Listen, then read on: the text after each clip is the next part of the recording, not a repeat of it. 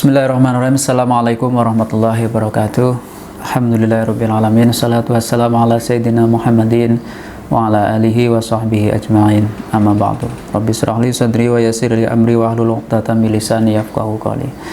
Apa kabar anak-anakku sekalian? Semoga kabar kalian di rumah baik-baik saja. Pada pertemuan kali ini kita akan bahas yaitu materi pendidikan agama Islam bab 1, yaitu tentang lebih dekat dengan Allah Subhanahu wa taala yang sangat indah namanya. Namun sebelum materi kita mulai, mari kita sama-sama berdoa semoga apa yang kita pelajari pada hari ini mendapatkan ridho dari Allah Subhanahu wa taala dan mendapat ilmu yang bermanfaat baik di dunia maupun di akhirat. Kita berdoa dengan membaca surat Al-Fatihah. Kalian di rumah mengikuti bacaan surat Al-Fatihah. Al-Fatihah. A'udzu billahi minasy syaithanir rajim.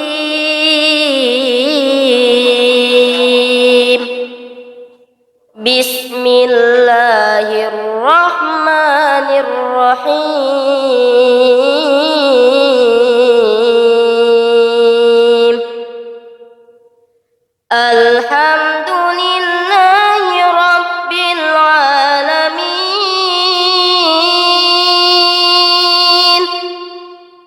Ar-Rahmanir Rahim.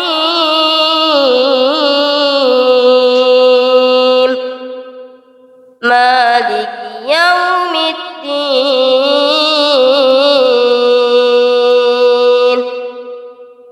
Iyyaka na'budu wa iyyaka nasta'in. Ihdinas siratal mustaqim.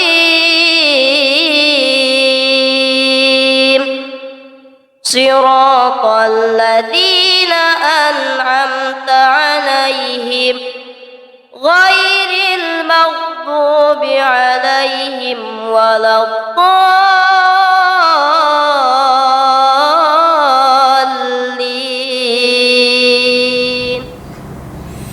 Fatihah telah selesai, mari kita bahas yaitu tentang lebih dekat dengan Allah Subhanahu wa taala yang sangat indah namanya.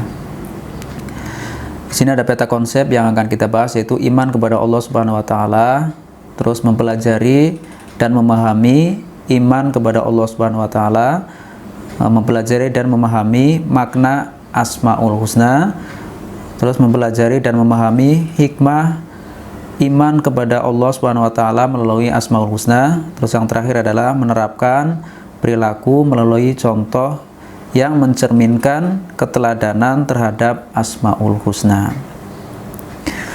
Yang pertama, iman kepada Allah Subhanahu wa taala. Iman kepada Allah Subhanahu wa taala adalah percaya dengan sepenuh hati bahwa Dia itu ada, diucapkan dengan lisan dan diamalkan dalam perbuatan sehari-hari. Jadi iman itu tidak hanya mengucapkan dengan lisan saya beriman, tapi harus diamalkan dengan perbuatan. Perbuatan kita apa kalau kita mengaku orang yang beriman? Yaitu kita menjalankan semua perintah Allah dan menjauhi semua larangan Allah Subhanahu wa taala.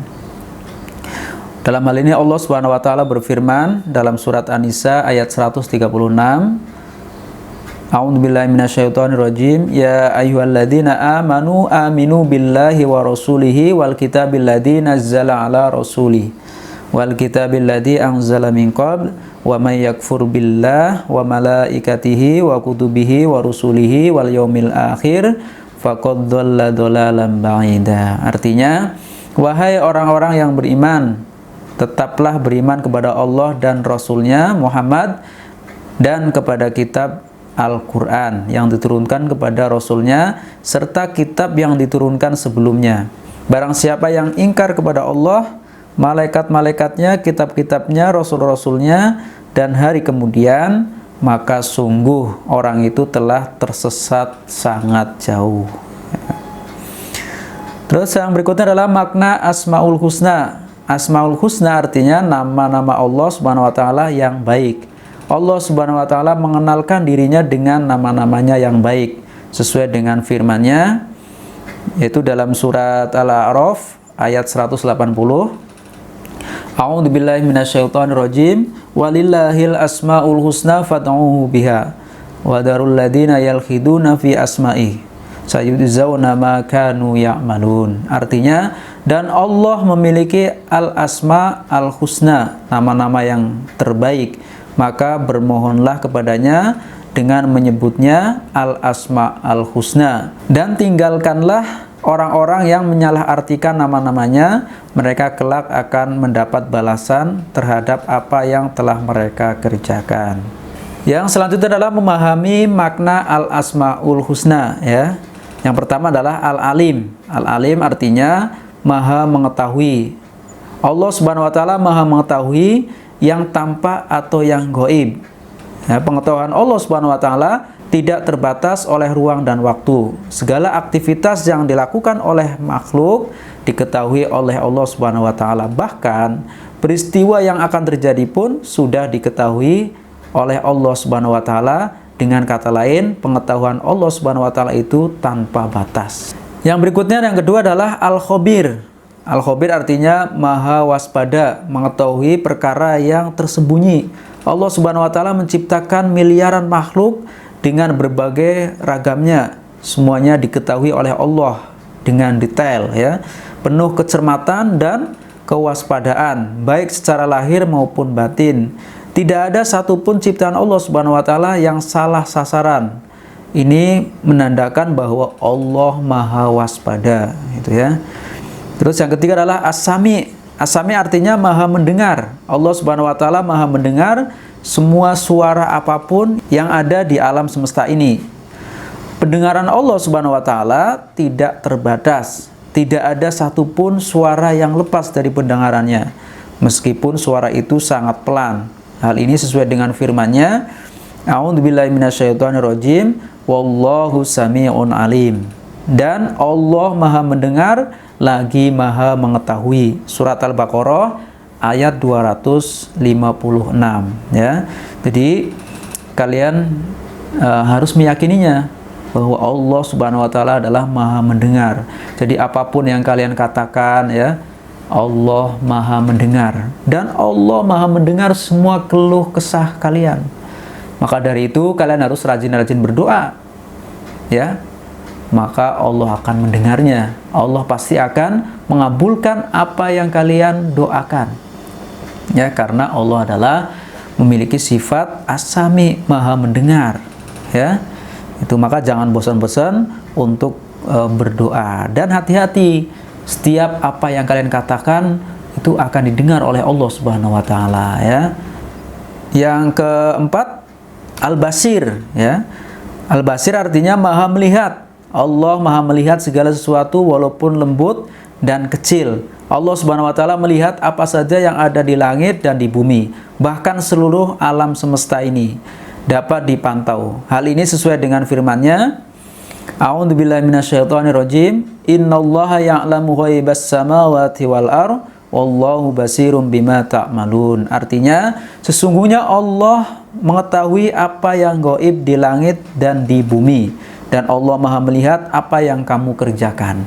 Jadi kita sebagai orang beriman harus meyakininya bahwa Allah Subhanahu wa taala adalah maha melihat. Jadi setiap apapun yang kalian perbuat di dunia ini pasti Allah melihat.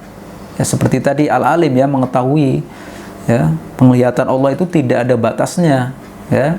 Seperti kalian berada di ruangan yang ada CCTV-nya, ya. Seperti tadi, ya. Maka penglihatan Allah lebih hebat daripada CCTV itu. Nanti di akhirat itu kita akan diperlihatkan semua apa yang kita lakukan, ya. Maka dari itu kita sebagai orang beriman harus hati-hati dengan semua perbuatan yang kita lakukan, ya.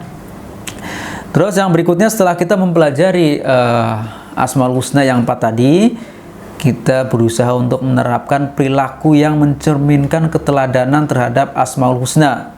Ya, cara meneladaninya Asmaul Husna dalam kehidupan sehari-hari adalah mencintai ilmu pengetahuan, terus selalu gigih dalam mencari ilmu, dalam melakukan pekerjaan, ya, ingin selalu yang sempurna, ya, teliti dalam berbuat, mau mendengarkan apa yang dikatakan orang lain sebagai masukan, dan selalu melihat dan mengamati dampak yang akan terjadi dan mampu mengatasinya. Itulah perilaku yang mencerminkan sifat Asmaul Husna tadi, ya. Kita berusaha semoga kita bisa melakukan atau berperilaku seperti apa yang digambarkan Asmaul Husna yang 4 tadi. Lalu hikmahnya apa? Hikmah iman kepada Allah Subhanahu wa taala melalui Asmaul Husna. Hikmah beriman kepada Allah adalah akan selalu ditolong oleh Allah Subhanahu wa taala. Hati menjadi tenang dan tidak gelisah, dan mendatangkan keuntungan dunia dan akhirat. Jadi kalau kita yakin sama Allah, ya, hati selalu tenang, ya. Tidak merasa sedih. Yakin bahwa Allah itu mengabulkan semua doa ketika kita sedang ada masalah, ketika kita sedang mempunyai hajat, ya, memiliki cita-cita, maka rajinlah berdoa kepada Allah, memohon kepada Allah, karena Allah memiliki sifat As-Sami, ya, Maha mendengar, ya, Maha mengabulkan semua yang kita minta. Tentunya tidak hanya doa saja, tapi harus dibarengi dengan usaha. Itu, ya. Mungkin itu saja yang bisa saya sampaikan.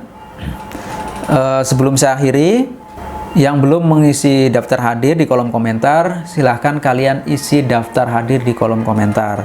Dan jangan lupa kalian berikan kesimpulan apa yang saya sampaikan di kolom komentar ini. Dan kalian yang butuh buku, ya, pendidikan agama Islam atau materi pada bab ini, ya, saya sudah masukkan linknya di kolom deskripsi. Kalian bisa download secara gratis. Demikian saya akhiri. Assalamualaikum warahmatullahi wabarakatuh.